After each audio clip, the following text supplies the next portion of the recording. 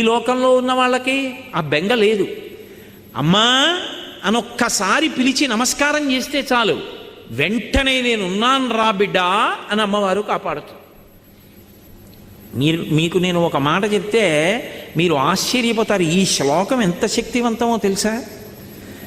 మీరు తప్పించుకోలేనంత పెద్ద ఉపద్రవం వెంట తరిమేస్తుంటే వెనకాతల ఏం చెయ్యాలో తెలియనప్పుడు ఈ శ్లోకం జరిగితే చాలా రక్షిస్తుంది అమ్మవారు. అంత శక్తివంతం. చండీపరదేవత అనుగ్రహం అంటే అలా ఉంటుంది. అందుకే చండీ చరణవు అని చండీపరదేవతని స్తోత్రం చేశారు శంకరాచార్యులు వారి ఈ శ్లోకంలో. అటువంటి అమ్మవారి పాదాలు పట్టుకుంటే సంస్కారవంతం చేస్తుంది మనస్సు. ఇక్కడ మీరు నన్ను ఒక ప్రశ్న అడగచ్చు, ఏమండి ఒకవేళ అసలు కోర్కెల మీద వ్యామోహం పోక, అసలు వ్యామోహం అనేటటువంటిది పోతే కదండి ధర్మబద్ధం చేసుకుందామన్న కోరిక. ఆయన అలా చెప్పారు.